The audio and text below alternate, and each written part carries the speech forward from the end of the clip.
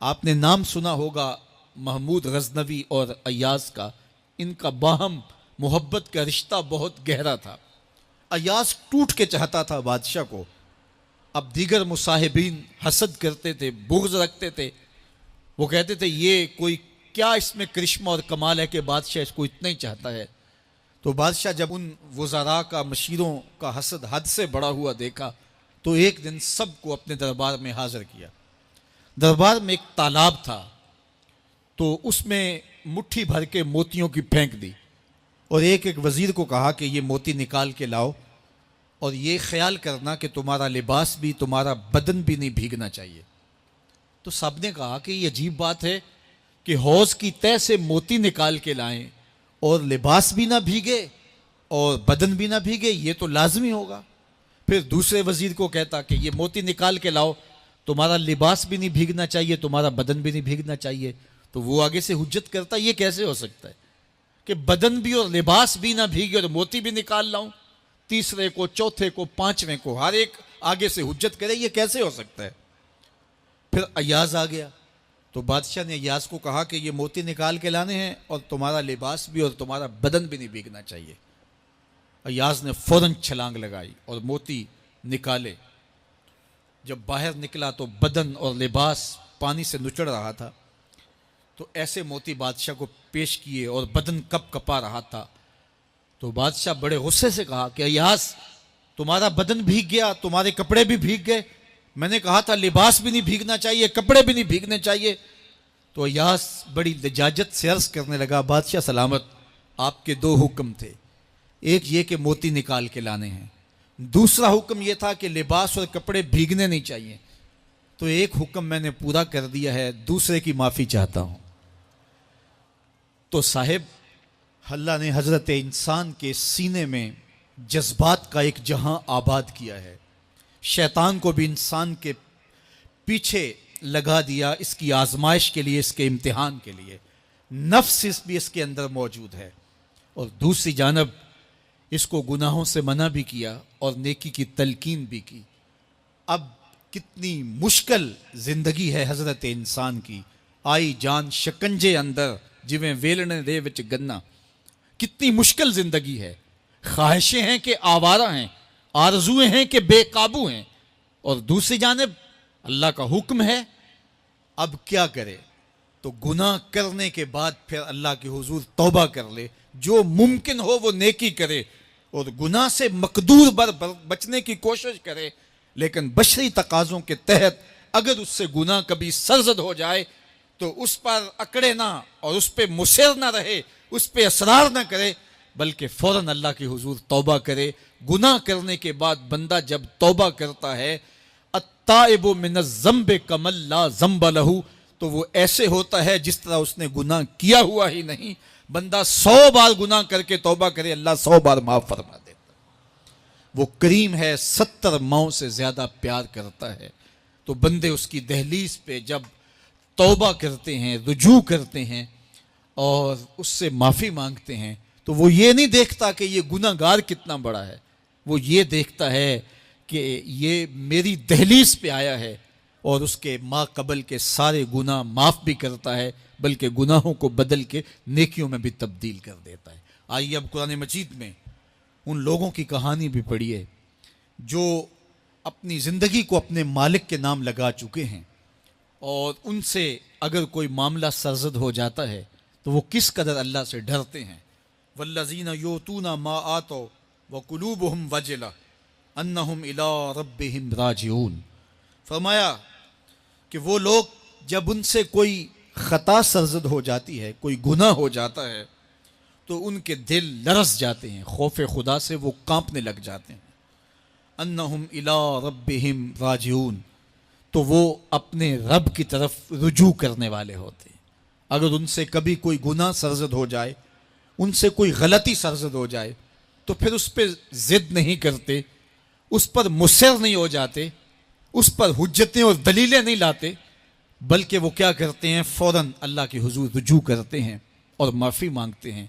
اور اللہ کو یہ بہت پسند ہے کہ کوئی مجھ سے معافی مانگے، اور اللہ انہیں معاف کر دیتا ہے. اللہ اکبر. حضرت عبداللہ ابن مسعود رضی اللہ تعالیٰ عنہ فرماتے ہیں کہ مومن کی یہ شان ہے کہ جب وہ گناہ کر بیٹھے تو وہ یوں محسوس کرتا ہے جس طرح پہاڑ تلے آ گیا ہے. یہ اس کی کیفیت ہے کہ گناہ کرنے کے بعد، نافرمانی کرنے کے بعد اس کا دل لرز اٹھتا ہے. وَقُلُوبُهُمْ وَجِلَةٌ، ان کے دل خوف خدا سے لرزنے لگ جاتے ہیں کہ ہم سے یہ گناہ کیوں سرزد ہو گیا، یہ تو اللہ کی ناراضگی کا سبب ہے. تو حضرت عبداللہ ابن مسعود فرماتے ہیں یوں محسوس کرتے ہیں جس طرح پہاڑ تلے آ گیا ہے اور پہاڑ ابھی گر جائے گا اور انہیں کچل دے گا. تو وہ جلدی جلدی تلافی کرتے ہیں، توبہ کرتے ہیں، رجوع اللہ کرتے ہیں تاکہ ہمارا گناہ معاف ہو جائے. اور منافق کی مثال بھی بیان کی گئی. جب وہ گناہ کرتا ہے تو یوں محسوس کرتا ہے جیسے بدن پہ مکھی بیٹھی تھی، ہلکے اشارے سے اڑا دی. سویر سے لے کر شام تک کتنی بار ہم اپنے بدن پہ بیٹھی مکھیاں اڑا دیتے ہیں اور ہمیں شام کو یاد بھی نہیں ہوتا کہ یہ عمل ہم نے کتنی بار کیا ہے. میں اور آپ اپنے اندر اتر کر کے دیکھ سکتے ہیں ہماری کیفیت باطن کیا ہے. نمازیں چھوڑی، جھوٹ بولا، غیبت کی، چغلی کی، کسی کا دل دکھایا، کسی کو تکلیف دی، گالی گلوچ کیا، سب و شتم کیا، سویر سے شام تک کیا کیا گناہ کیے. کبھی خیال بھٹکے، کبھی سوچیں آوارہ ہوئیں، کبھی نگاہوں نے بدکاریاں کی، کبھی زبان نے جرم کیے، اور شام کو ہمیں یاد بھی نہیں ہوتا کہ آج ہم نے کیا کیا جرائم کیے، آج ہم نے کیا کیا گناہ کیے. اگر ہماری یہ کیفیت ہے تو یہ عملی نفاق ہے کہ بدن پہ مکھی بیٹھی اور اڑا دی.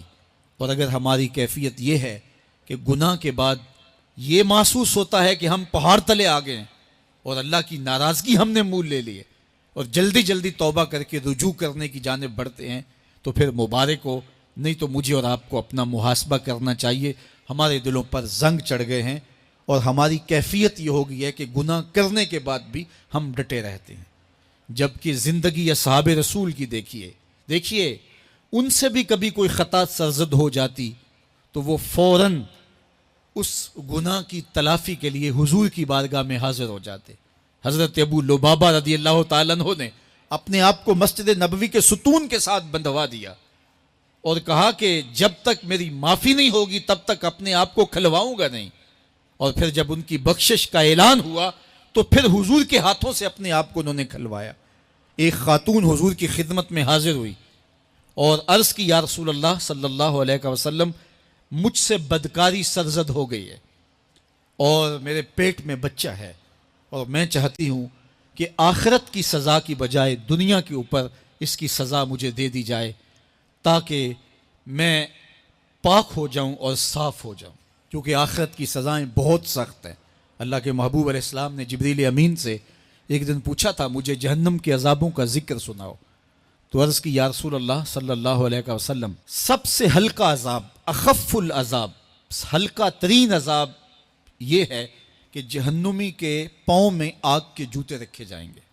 باقی اس کے پورے بدن پہ آگ نہیں ہوگی، صرف آگ کے جوتے اس کو پہنائے جائیں گے.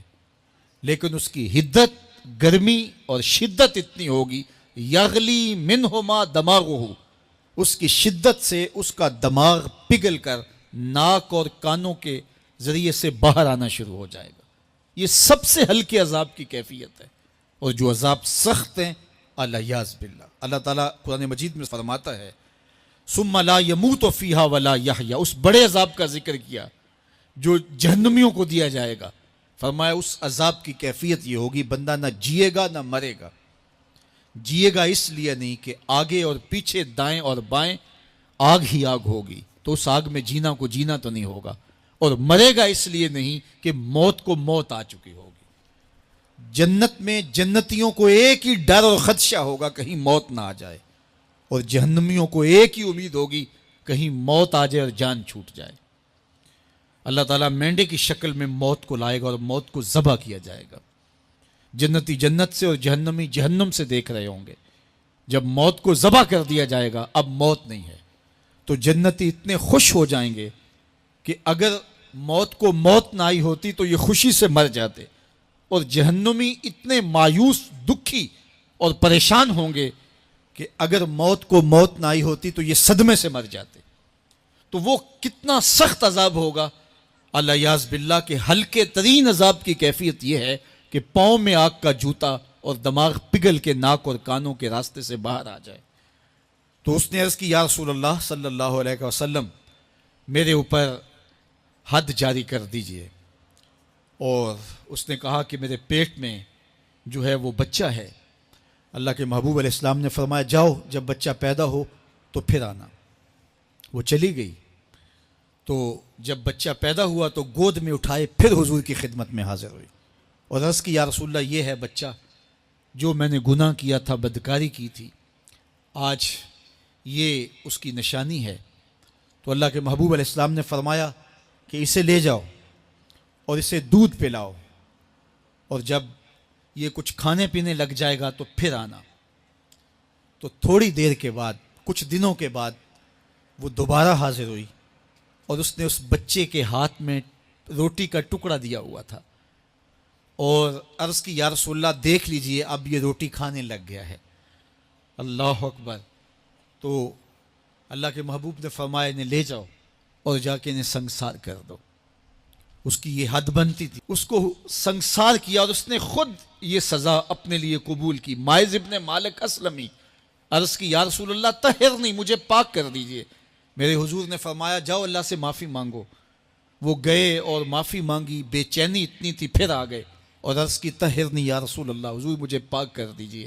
فرمایا جاؤ اللہ سے معافی مانگو. وہ گئے، معافی مانگی، پھر پلٹ آئے. تیسری مرتبہ، چوتھی مرتبہ. آقا کریم نے فرمایا فیما اطہرک کا، تمہیں کہا اللہ سے معافی مانگو، کریم ہے معاف کر دے گا، تم پھر پلٹ آتے ہو، تمہیں کس جرم سے پاک کروں؟ قال من الزنا، عرض کی مجھ سے بدکاری ہو گئی ہے اور میں چاہتا ہوں کہ دنیا پر فارغ ہو جاؤں.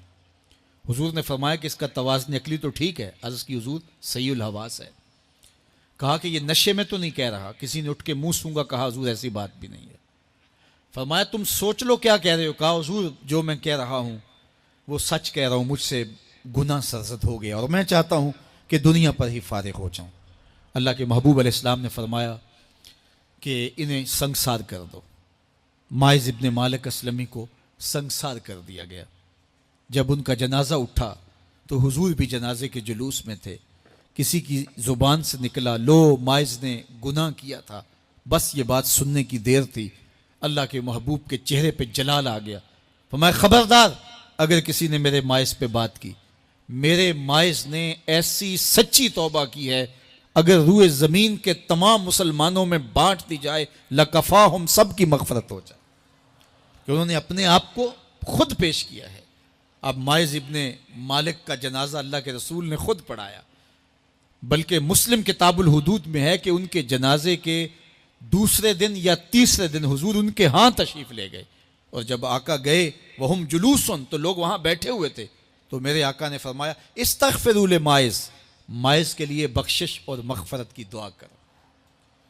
تو یہ بات ذہن نشین کیجئے کہ یہ وہ لوگ تھے کہ جن سے کبھی کوئی گناہ سرزد ہو جاتا تو وہ جلد توبہ کرتے، اور اس کی بڑی سے بڑی حد اور سزا بھی ہوتی تو وہ بھی کاٹنے کے لیے تیار ہو جاتے. میں اور آپ دیکھیں کہ ہماری زندگی میں اگر گناہ ہیں اور ہمیں سچی توبہ کی توفیق بھی نصیب نہیں ہے تو پھر ہم سوچ لیں کہ ہم کہاں کھڑے ہیں. دیکھیے اللہ دلوں کے بھید جانتا ہے. سچی توبہ یہ ہے کہ جو کیے پر ندامت ہو اور آئندہ نہ کرنے کا عزم مصمم ہو، پکا ارادہ ہو کہ یہ گناہ زندگی میں دوبارہ نہیں کروں گا. الگ بات ہے کہ پھر دوبارہ اس سے سرزد ہو جائے، لیکن جب وہ توبہ کر رہا ہو تو اس وقت اس کا پختہ عزم ہو اور اس کے دل کے کسی گوشے میں نہ ہو کہ چلو میں توبہ کر لیتا ہوں اور پھر ہو گیا تو پھر کر لوں گا. پکا عزم ہو کہ دوبارہ یہ گناہ نہیں کروں گا. اور اگر زبان سے توبہ توبہ کر رہا ہو اور دل میں ہو کہ ٹھیک ہے یہ تو صبح بھی مجھ سے عمل بد سرزد ہونا ہے، تو اللہ تعالیٰ سے یہ مذاق کرنے والی بات ہے. اور اللہ تعالیٰ سے جو مذاق کرتا ہے وہ کہاں کھڑا ہے وہ خود سوچ لے. وہ کیا کسی نے کہا تھا کہ توبہ کی پھر توبہ کی، پھر توبہ کر کے توڑ دی، میری اس توبہ پہ توبہ توبہ توبہ کر اٹھی. تو ایسی توبہ نہیں ہے کہ جو رسماً کسی مجلس میں چلے گئے، کسی اجتماع میں چلے گئے تو سب لوگوں نے توبہ توبہ کی تو وہ بھی توبہ توبہ کرتا رہا، لیکن اس کا عزم مصمم پختہ ارادہ نہیں تھا گناہوں کو چھوڑنے کا، تو یہ توبہ نہیں، یہ مذاق ہے۔ اس لیے اللہ کے حضور سچی توبہ یہ ہے کہ ما قبل کے گناہوں سے ندامت پیدا ہو جائے اور سچے دل سے ارادہ کیا جائے، پختہ عزم کیا جائے کہ دوبارہ میں یہ گناہ نہیں کروں گا۔ یہ الگ بات ہے کچھ عرصے بعد اس سے پھر سرزد ہو جائے، پھر وہ گناہ ہو جائے، تو پھر وہ